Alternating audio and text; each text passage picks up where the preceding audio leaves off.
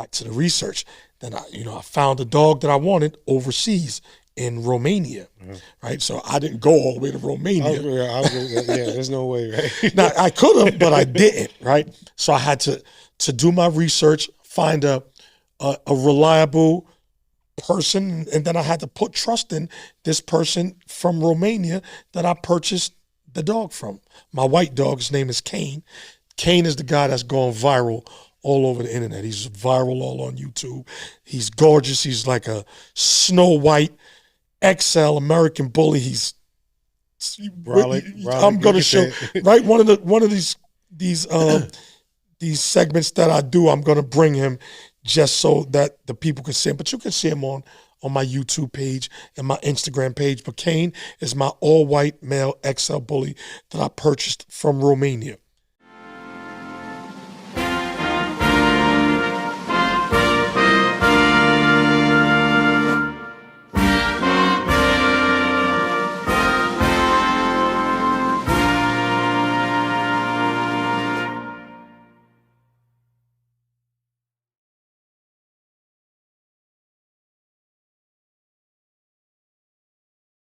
All right, what's up, guys? It's Not Your Ordinary Barber with NYO Podcast. Today I'm here with Ron, owner of Home of the Brave Bullies.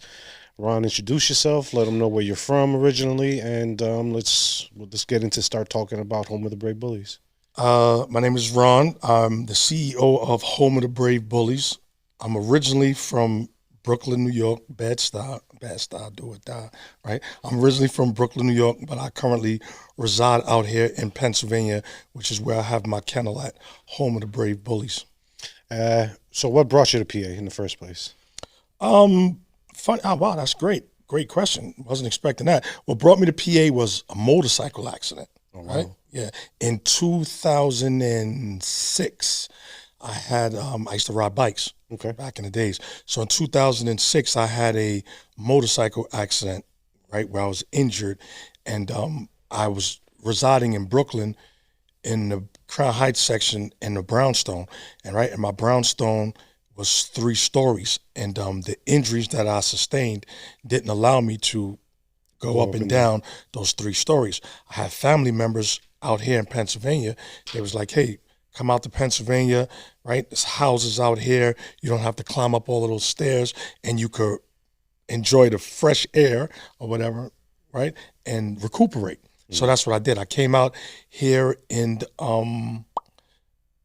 2005, 2006 to kind of like recuperate. I liked it. The cost of living was so much cheaper than that of New York City. And I kind of like enjoyed it, and I stayed. Now let's go back to Home of the Brave Bullies. Now, first off, what made you even get started into dog breeding? So I was always a lover of animals, right? So, right, my high school days, I was going to school to study pre-veterinarian science and animal care. But prior to that, as a kid, I've always loved dogs, right? Funny story is that my uncle, my mother's youngest brother, he had a girlfriend, and he purchased 2 poodles. I'll never forget, 2 toy poodles, a black poodle and a white poodle. And I guess it was a surprise. So he brought them over to his older sister's house, which is my mom, and he asked her to look after the dogs for a couple of days. So I guess so he could set up the intricate surprise to present the dogs to his girlfriend at the time. My mom entrusted my brother and myself to look after the dogs, right? So I had 2 little toy poodles in my room in a box with a blanket, and I used to keep them on the side of my bed and pet them and take care of them. And I actually cried like a baby when my uncle came to take the dogs to give them to his girlfriend. I wanted to fight and everything. Like, no, those are my dogs. Right? You can't take my dogs. No, so that's where my love really began for dogs when I babysat those 2 poodles for my uncle. So when was the first time you got your first dog? You're not talking about the dogs that I used to kidnap in the neighborhood, right? And sneak into my... The first dog you can say, look, this is my dog. And Okay, so the first dog that I said that this is my dog was a stray dog that I found roaming around in the neighborhood. I used to chase dogs around in my neighborhood in Brooklyn and try to capture them. I used to run around with a rope. It's crazy. I used to run around with a rope on a string, like a rope in a lasso noose type fashion, and I try to lasso the collar the dogs and drag them into my house, right? So the first dog I had collared like that was a big German Shepherd, and that dog must have been like somebody's guard dog or protection dog because it was trained like to attack, and it was attacking people. So that didn't work out. Yeah. I had to get that dog out of my house before my mom came. But the dog that was actually my dog that I've raised. I kind of tricked my mom into letting me keep it. It was a puppy, and we named him Bash. It was a German Shepherd. It was a German Shepherd mix, and I don't know. I was a teenager, and I got that dog. I kind of like swindled my mom into letting me keep him. I did the same thing. I snuck him into the house. Mm-hmm. She heard him crying, but it was a puppy. Yeah. Right. So puppies win people over. Of course. The big dog should get that thing out of here. No. But the puppy was all cuddly and cute. Mm-hmm. She fell for it. My mom used to put a glove on and touch the dog with a glove. She would never touch the dog with her bare hands. Was she allergic? She had no, she just had a fear of dogs, and I guess she thought that if she touched the dog with her bare hand, something would rub off on her from the dog. So she would always, it's hilarious, she would always put a glove on to touch the dog. But she actually liked the puppy. It was an attractive dog, and his name was Bash, and I kept him, and that was my first dog. Okay, so what made you start saying, you know what, I want to start breeding dogs? So that didn't come to years later, right? That first dog that I mentioned that I got, that was mine, that we named Bash, he was a German Shepherd. Uh-huh. And I think I got introduced to pit bulls like I believe in the mid 80s. I came across my first pit bull. It was one of my neighbor's dogs. I saw it, I liked it. I was like, wow, these dogs are pretty cool. They look nice. And that was my first introduction to pit bulls. So from that point on, I always desired and yearned and wanted pit bulls. I didn't get them until later on, probably in my early 20s, I believe, my mid to early 20s, early to mid 20s. I got my first pit bull, and his name was Dub, right? I was living in upstate New York, Monticello, and I purchased Dub from Pittsburgh. I flew out to Pittsburgh to a breeder, right? This is, I'm starting to learn about the actual breeding of dogs and paperwork, right? The dogs that I had prior to the pit bull never had papers, right? So I learned that, right, dogs come with papers, registered and things of that nature, and they were more valuable than a dog that didn't have papers because you could trace the lineage and the heritage of a dog that has papers versus a dog that doesn't have papers. So ever since your first pit bull, that's what really got you into focusing on that specific breed?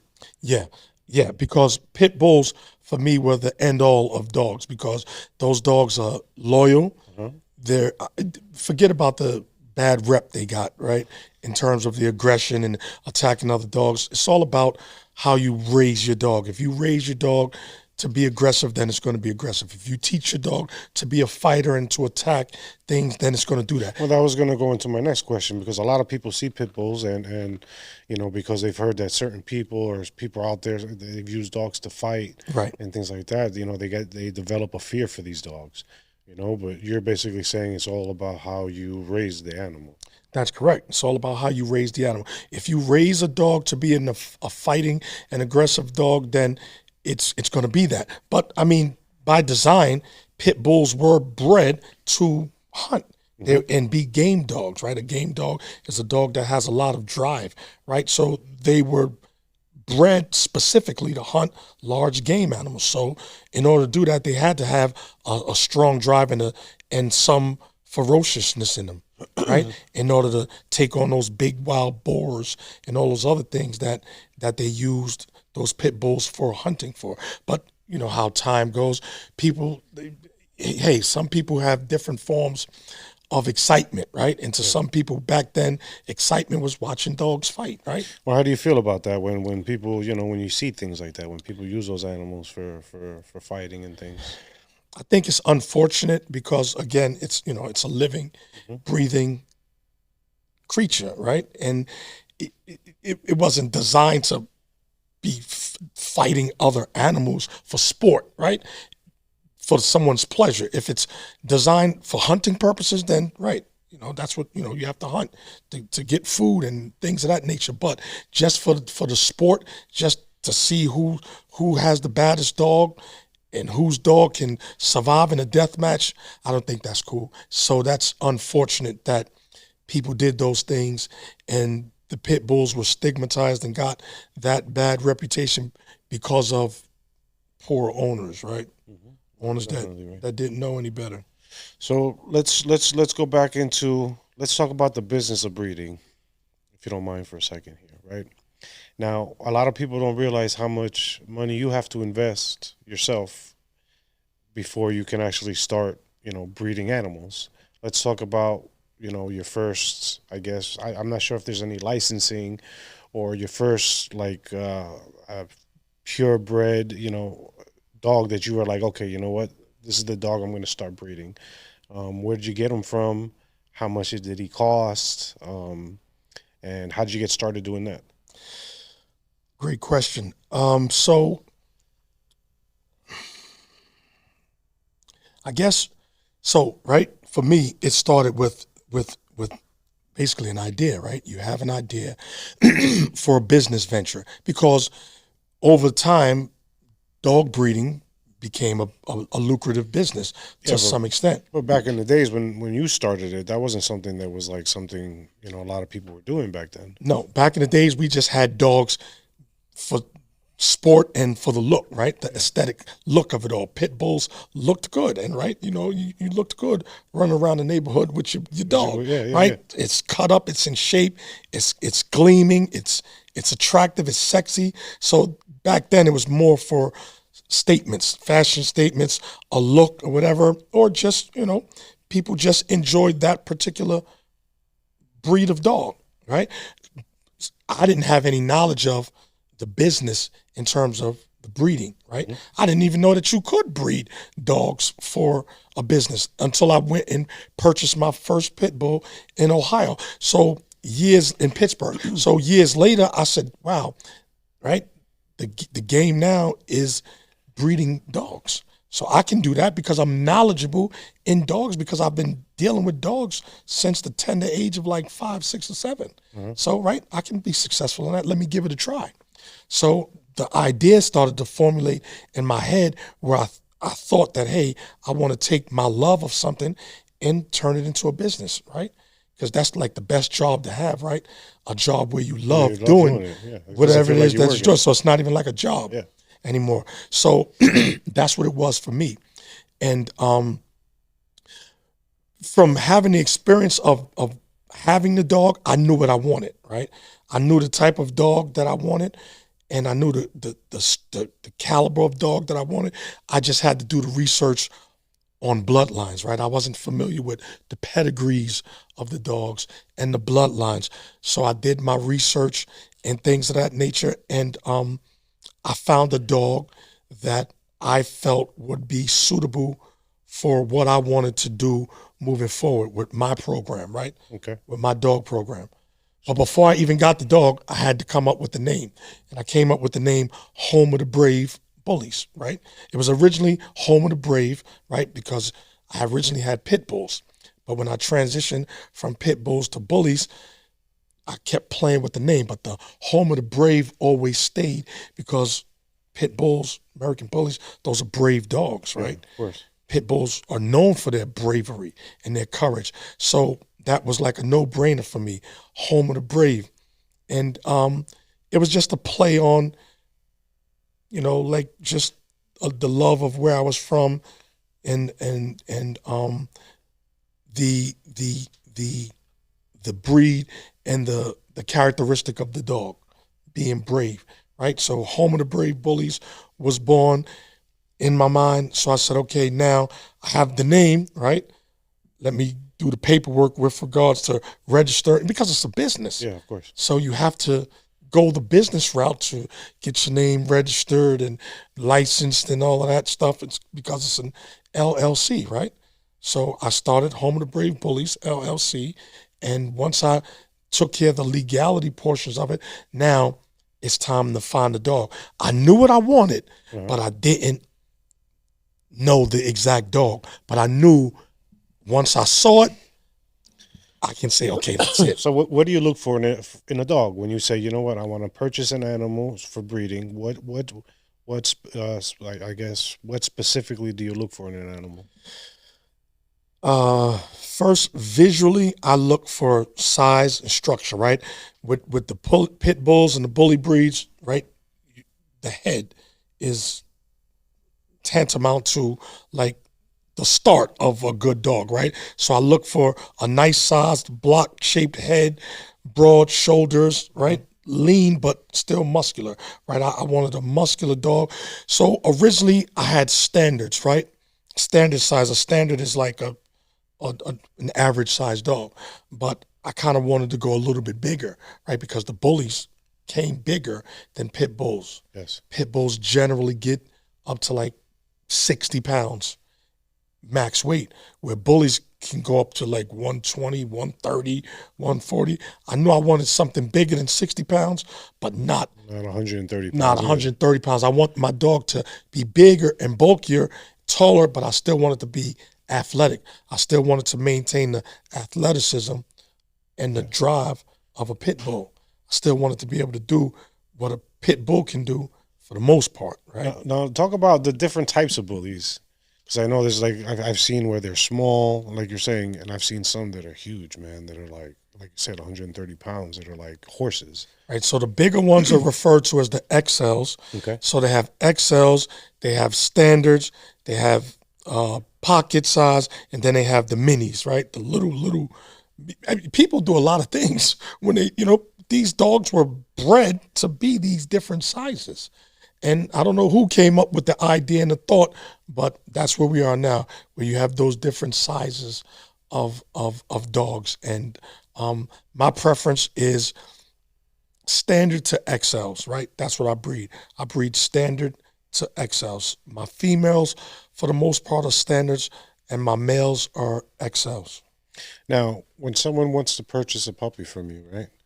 Do you look for anything specific in the person purchasing them from you? What I mean by that is obviously you love animals, you love your dogs, you want to make sure they end up in a good home.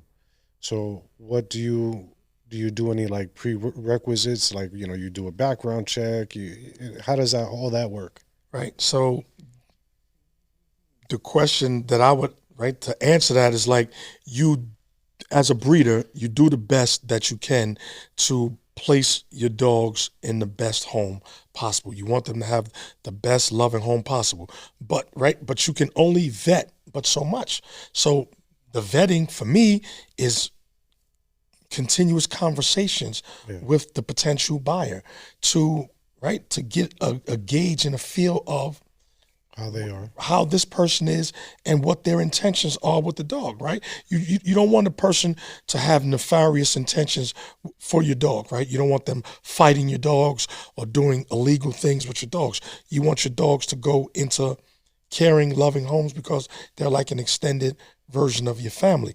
But, if you call me over the telephone and say, hey, Ron, I checked out your kennel, I'm interested in some dogs you have. I don't know you, right? So how can I really vet you? What am I going to do? Google you and do a criminal background? No, 100%. Right. It's not. Yeah. I don't go that far, right? I try to get a feel because I can generally gauge a person's, right? Not necessarily their whole character, but I'm a pretty good judge of character in terms of, what a person presents and what they show me. So, if I feel that a person is a good fit and a suitable buyer and owner for one of my dogs, then I'll sell a dog to a person. But if I don't think that you're a suitable person, I don't care how much money you offer me, because it's not about the money. For me, I'm not going to sell you one of my dogs. If I think that you're a irresponsible dog owner, let's say I'll give you an example, not to say any names or anything, but I knew a couple guys that, they were into dogs, they liked dogs, but they weren't the best dog owners, right? They did careless and reckless things with their dogs, right? Maybe not intentionally, but right, it's a pet with needs that you have to address and take care of. So they didn't, based upon my observation, do a good job of taking care of the dogs, and they lost them. A couple of them got hit by cars and all sorts of stuff. And then they came to me, hey, Ron, I want to buy one of your pups. I'm like, right?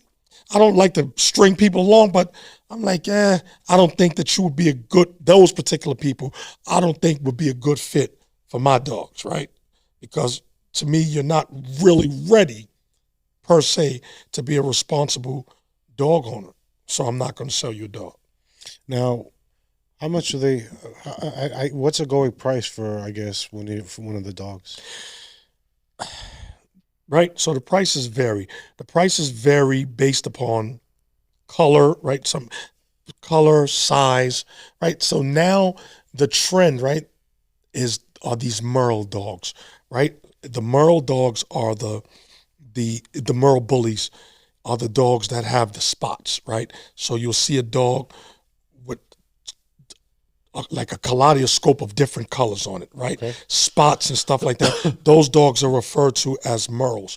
Those dogs, as of right now, kind of like sell for the most because, people are into exotic looking things. Yeah. And the Merles, depending on their color pattern, can look really exotic. So those dogs can go anywhere upwards of $30,000. Wow. $30,000 for a dog. Right. When I first started looking for my dog, I wanted a male and I wanted a Merle male. Man, and the price range was ridiculous, right? I did my searches on YouTube and the Instagram and on the internet, and all of these dog breeders. But it was the pandemic too, right? When I was looking, everybody had pandemic money, so the prices, everything was high, right? But I saw dogs that were going for like $30,000. Like, I'm not paying $30,000 for a dog, because at the end of the day, it's still a dog, right? What is it going to do for $30,000? Shit, gold. Yeah, right? That's crazy. I can take the gold feces that it defecates out and for a dog, man. Get a couple dollars extra for that. Nah, $30,000 is a lot. So that's why a transition. Right? That's why I really got more into the dog game in the business, because I felt like the prices for the dogs were exorbitant, right? They were too high. And I said, when I get in the game and I get my dogs, I'm going to have the same quality of dogs as these top breeders, so-called top breeders that are charging 15, 20, 30. I'm going to sell my dogs for 2,500, 3,500, maybe 5,000. Tops. With paperwork. Right? With the paperwork and everything. Pedigreed, look just as good, if not better than some of the dogs that you see from some of the top breeders. And then, you don't never have to take a person's word for it, what they're saying. Just go look, right? You can find me and my dogs on Home of the Brave Bullies, LLC, on YouTube, Instagram, Facebook. Don't take my word for it. Look at the dogs. And compare my dogs to the dogs that you see for 30, 40,000. Then you tell me the difference. I know we did it. I was here. We ran the name through Google, and all this stuff popped up. Oh, did you? Yeah, everything popped up. And did you see the quality of the dog? Yeah, man. And that goes to my next question. How do you go and I know you were talking about lineage and paperwork and how you have to travel certain places to buy a dog. What is it? How does one go about, like, how do I know that, okay, this dog is a purebred, it's worth the $5,000 or $10,000 I'm about to pay for the dog? First things, the most important thing is to do your research, right? And to do the research, doing your research means informing yourself, right, about what you're about to make a purchase on, right? Because you're 3, 4, 5, any amount of money in the thousands is sizable, right? Because people work hard for their money. And these are hard-earned bucks that people are turning over to someone else on a good faith belief that they're getting a quality product. So you have to educate yourself, right, first on the breed, on the dog, and know what you want.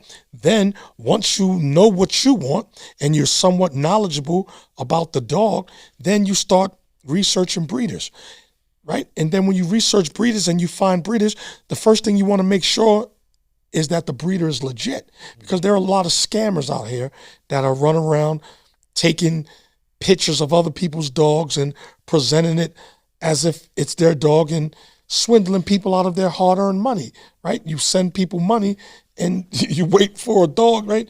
You don't get a dog. So I always tell people, don't send anybody any money until you do research. A good breeder, you should be able to call that breeder on the phone. Yeah. That breeder, you should be able to FaceTime that breeder, right?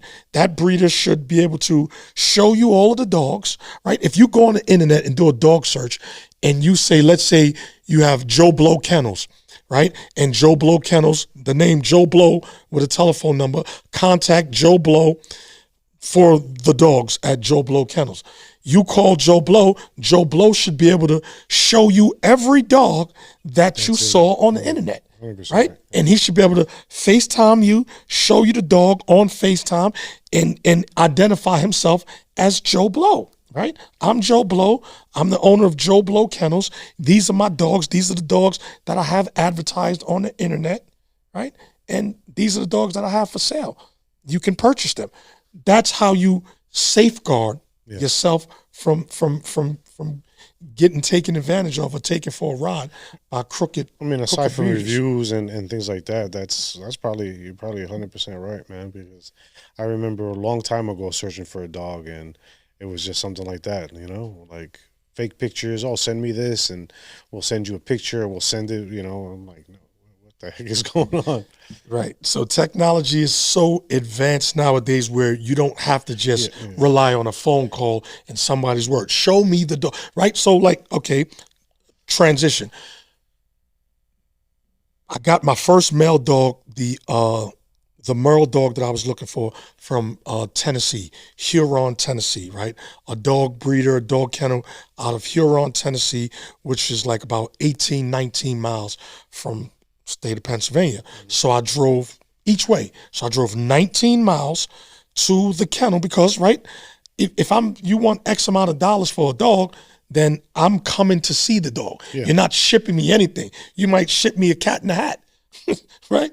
I mean, you know, lots of people think like that, man. Right. You know what I mean? I'm coming to see your dog. Yeah. I want to come to your premises where you say the dogs are. And I want to see the dog that I'm going to purchase. I want to see the parents of the dog, right? Those are good breeders. So I was able to do that. I picked out my dog, Simba, male Merle, went all the way to Huron, Tennessee to get him. So in my mind, I knew what I wanted. I knew that I wanted specific colors, right? Because Merle dogs tend to spit out a lot of different colors because there are so many different colors within that Merle pattern. Whatever colors, blacks, blues, grays, whites, reds, whatever color, right? And I knew I wanted colorful dogs, right? I knew I wanted soundly structured dogs, right? And I knew I wanted healthy, athletic dogs. So that's the combination that I was looking for. Health, right? And temperament, right? I wanted a temperament, a even-tempered dog that wasn't going to go crazy. I think your wife asked me before we started about the temperament of dogs. Like, do they get older and go crazy and want to turn on you and bite you? Like, if you don't take care of them, right? If you get a dog that comes from a bad temperament, right? No, well, that's another thing some people say. Some people say as the dog gets older, you know, their temperament changes. Have you experienced anything like that? So I would liken that to people, right? When people get older, they get ornery, right? My grandfather was an ornery old dude. Beat you with a slipper if you pissed him off, if you did something wrong. So I guess the dogs are the same way. They're less tolerant as they get older of things and behaviors that they would have been tolerant of as a pup. So when you get older, you're less tolerant of foolishness and stuff like that. So I don't think they're going to just turn on you. You just grow and you mature and you're less tolerant of the play around kitty stuff and you're more serious. Now, what tips? Same thing for the dogs. What tips would you give somebody for training? Like, a new owner, something, a quick tip that you would give them, something like, I don't know, if you want to get them to, you want to train them to go outside and not use the, I don't want to use the bathroom, but use the bathroom in the house. You want to train them outside. You want to walk them. I've seen some people where literally they'll tell the dog to sit, don't move, and they'll walk down the block, and the dog will be like this the whole time until they say, "Come on." So what tips would you give somebody to a new owner? Spend time with your dog, right? Get to know your dog. In order to get the dog to do what you just referenced in terms of sitting and going for blocks away and the dog stays there until you call him, you have to teach it to do that, right? Yeah. And in order to teach it to do that, you have to repetitively teach it to sit and stay, right? With dogs learn through repetition, which is a continuously doing the same thing over and over again. That's how you get it to understand what you want it to do. So my tip and my advice for all new dog owners, man, and I tell that to the people that purchase my dogs. If you don't know how to train dogs, go on YouTube, Google, right? They have tons of videos on YouTube that can take you through dog training 101. But if that's not your thing, you don't have the time, or training dogs is not your thing, for the type of dogs that I have, I would suggest that you get some form of training, whether it's basic obedience, the sit, the stay, the down, the come commands, because, right, if you leave an animal untrained up to its own devices, its animal instincts are going to kick in, and it's going to do things that might be destructive. It's not a human. It don't know not to jump on the furniture, not to bite the couch and chair and your shoes and your belt until you teach it. Yeah, so you have to teach it. So my advice, spend time with your animal, with your dog, get to know the dog, right? And then if you don't know how, or you're just unwilling, invest in some training. Right? Pet stores, they have trainings at numerous local pet stores. We live in a Google world, man. Google it, right? Google it. Find out where you can get your animal trained at for a cost-efficient price based upon your budget, and get the dog some training, because the reason I recommend that is because you will enjoy the dog more, right? Because, right, nobody wants a pet that's uncontrollable, because it dampens the experience for you, right? You want it because you like it, and you want it to be, you want to love it, and you want it to love you back, and you want that to be an enjoyable experience, right? So invest in it, right? You have to invest in the things that you want to come to fruition. How many dogs do you own that you just say, okay, these are my dogs, they're not for sale? Currently, that's good. So currently I have 6 dogs, right? But I kept my first litter. I had 6 puppies, right? I sold 2.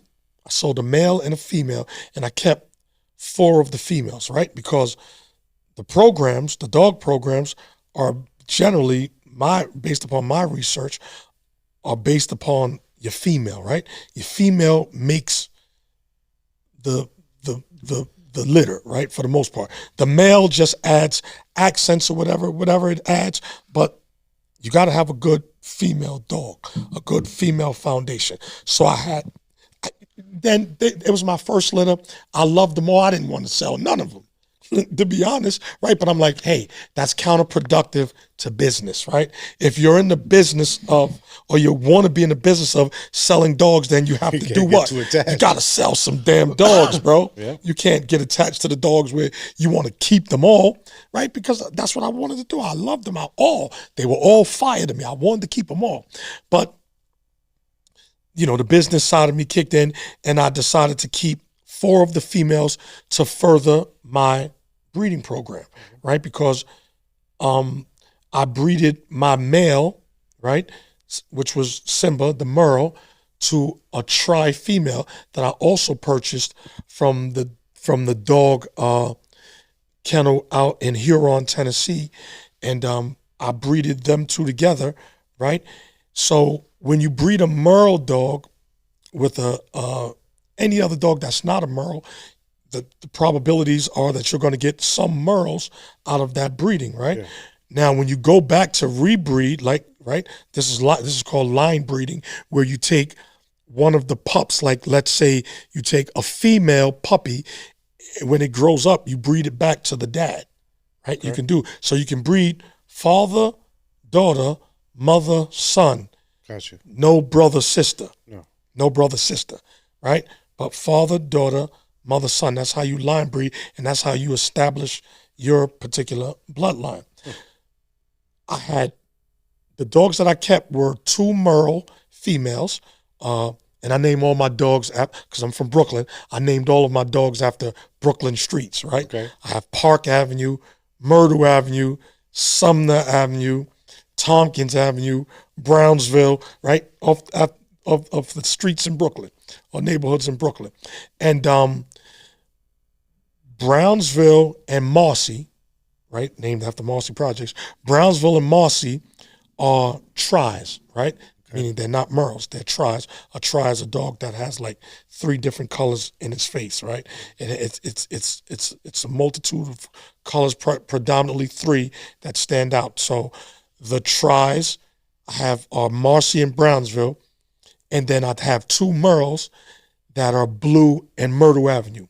So Blue is a blue Merle, black and blue, gray Merle, and Myrtle Avenue is a chocolate tri-Merle. So I knew that I couldn't take my male Merle back to my female Merles, right? Because you can't breed Merle to Merle, right? Because a Merle is a recessive trait, recessive gene. So you can't breed recessive to recessive because you'll get blindness, deafness, all sorts of things in a dog that you don't want, right? Probably off the chain, a little bit nutty. So I can take the Merle back to my tries, but not to the Merles. And then I only had 1 male, and I couldn't breed the 1 male that I had to his sisters. So that left me at a dilemma, like a little conundrum, like, damn, what am I going to do? I want to breed the Merles that I have to make more Merles and other beautiful dogs, but I can't take them back to their father. So I had to get another dog. So I'm back to the research.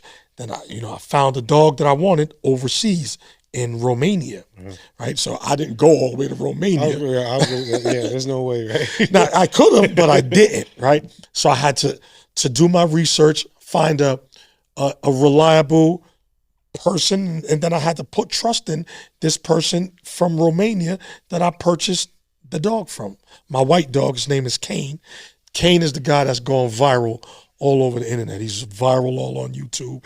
He's gorgeous. He's like a Snow White XL American bully. He's I'm gonna show right one of these segments that I do. I'm gonna bring him just so that the people can see him. But you can see him on my YouTube page and my Instagram page. But Kane is my all-white male XL bully that I purchased from Romania. Homie came with a passport. Jose. Wow.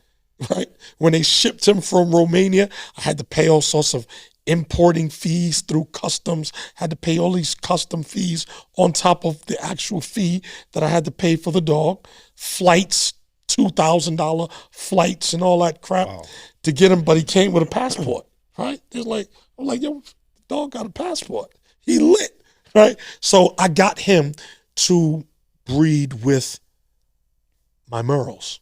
My Merle females, because he's all white, right? And I figured with an I was looking for an all white dog or an all black dog to breed with my Merle females. I found the all white dog, happened to be in Romania. I developed a rapport and a relationship with the breeder, right? And I purchased the dog, and he shipped the dog over to me, and man, that dog is awesome. So when I breed Kane, his name is Kane, Uh-huh. right? Once I breed him to all of my females, I'm going to breed him to. But I'm looking to produce some really spectacular dogs when I take Kane to the females in my breeding program, in my dog program.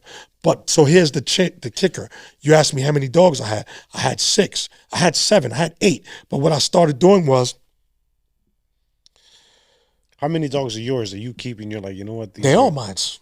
The ones that they're in my house, right? They're mines. They're in my home. They live with me. But you're right? saying, look, they're not for sale. That's it. Right. Those ones aren't for sale, but I changed that, right? I had a change of heart. And the reason I had a change of heart because I'm looking to expand and do different things, right?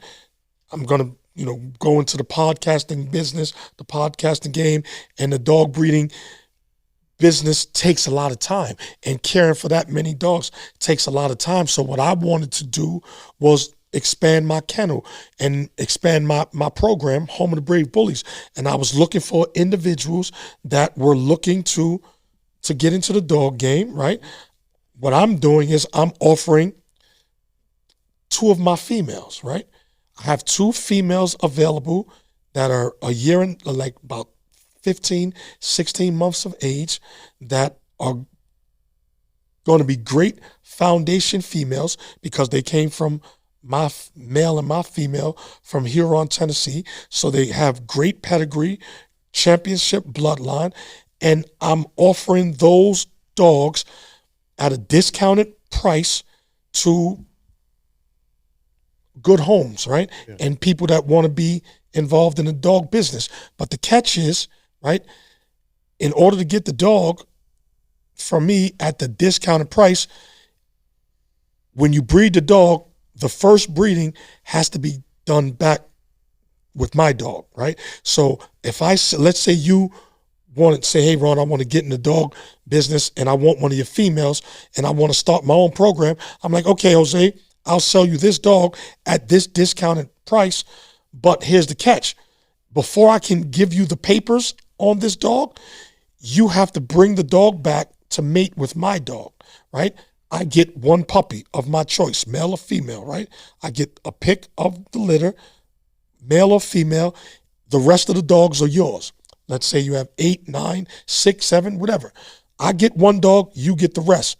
The dogs that you keep have nothing to do with me. Mm-hmm. You could keep them for your program. You can sell them, do whatever you want. Those are your dogs. Once we complete that portion of our business arrangement, meaning you bring that dog that I sold you back to mate with my dog and I get a puppy from that dog, then our business with respect to that contract is complete. I'll sign over the papers and the breeding rights of that female dog that you have, and you have the puppies. And if you want to come back and breed with my male again in the future, now you're a part of the Home of the Brave Bullies family. So you'll get discounted rates and discounts on stud services if and when I decide to stud out my dog Kane. Because once people see, stud out my dog. yeah, stud out my dog Kane. Because once they see what he can do, people want him now. Yeah. Right? So if suppose he turns out to be a great breeder. We're gonna leave that for another episode because that's a whole episode, that dog right What, there. Kane? Yeah, Kane is awesome, man. He needs a whole episode just for himself. Let me ask you a question. How do you build, I guess, trust and credibility as a breeder? The same way you build trust and credibility as an individual, right? By because we're men, right? So being a man of your word, right? If you say something, do it. If you advertise and promote something, right? Mm-hmm. Present and give what you advertise and promote, right? Be a stand-up individual. Don't cut corners and take shortcuts. Be a principled individual and stand on what you say, what you promote, and what you advertise. That's how you build the confidence and the trust of the people, by doing good business. What has been the craziest thing that has happened to you while either breeding or purchasing a dog? There's got to be something that sticks out in your head. Breeding or purchasing. Well, I mean, the bringing into existence or the coming into existence of new life, right? Mhm. Seeing the puppies born is an awesome thing, especially if you do the birth at home, right? Meaning, some people take their dogs to the vet because they're not knowledgeable or skilled, or they have no experience in that, and they don't want to take any part of that. Just, I'll take the dog to the vet will deliver the puppies, and then I'll bring the puppies home. But it's an enriching for me and a beautiful experience to watch your female dog give birth to the puppies, and you helping her, and you taking the sack off the dog and cleaning. That's a great, it's the same thing as a child, right? Bringing your own child into the world. So that is like, those are like standout moments for me, right? On the positive, you on the negative, man, the list is crazy, right? Man, the dog business is crazy. Well, that's kind of why I said, how do you build credibility? Because I mean, you must have had something where you were like, you know what, I'm going to purchase or try to purchase a dog, and it turned out to be something fake, or someone bringing you a different type of dog or something like that, Okay, so great. Okay, so now I know what you want from me. So here's an experience that I had, right? And I'm quite sure many people might have had similar experiences. You get a dog, right? That's presented to you a certain way, but then when you get the dog, it's not cracked up to be what you thought it was going to be. Yeah. Right? There's a laundry list of things that I can name with respect to what could be wrong with a dog. But let's just say health issues, right? You get a dog, some breeders aren't right forthcoming with information. They'll sell you a dog with heart conditions, right? Because in the bully breed, if the dogs aren't bred correctly, heart conditions such as heart murmurs might be prevalent in a dog. So, right, if you have a dog that has a heart murmur, something like that, you're supposed to inform the purchaser that, hey, right, because the breeder takes the dogs to the vet prior to selling them to get them checked out, a full thorough exam to make sure that they're fit to be sold to another individual, right? That's what a responsible breeder would do, right? That's what I do. I get my dogs checked regularly to make sure that they're fit and suitable to go to someone else's home and give them long-lasting love and joy, right? How old does the dog have to be before you can actually say, okay, now this dog is ready to be sold? Generally, it's like 8 weeks. At the 8-week mark, the 2-month mark, the dog receives its like first set of shots that will enable it to travel and to leave from your home and go to its new home or its forever home, as they refer to in the dog business. What can happen to an animal if they don't get those first set of shots? A multitude of things, right? Especially if you have an animal, right, a puppy that hasn't had its shots, and you take it outside and you place it in an environment where other animals have been, where other animals have urinated and defecated, because that's how the germs and the diseases are transmitted. One of the more prevalent ones that kills dogs, particularly like most dogs, but I'll just leave it at that. Most dogs is a disease known as parvo.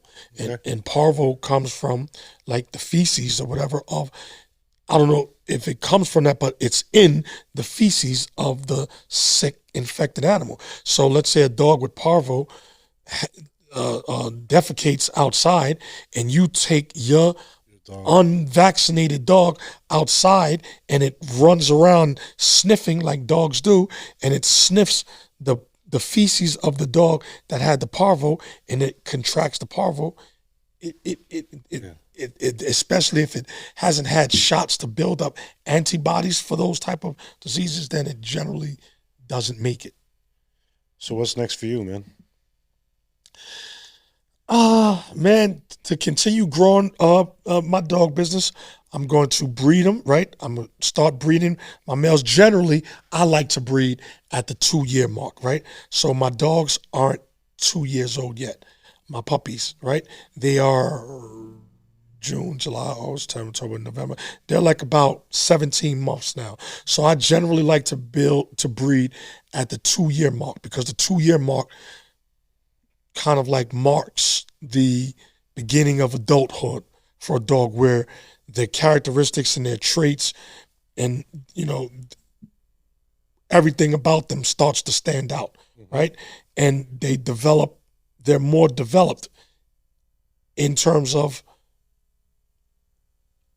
their immune systems and things of that nature, so that the mothers, so that they can pass on those that to Yeah, I the understand. to the puppies. To the puppies, Right. and she breeds healthy puppies. Right. That's the idea, right? To breed healthy puppies. So that's what I plan on doing.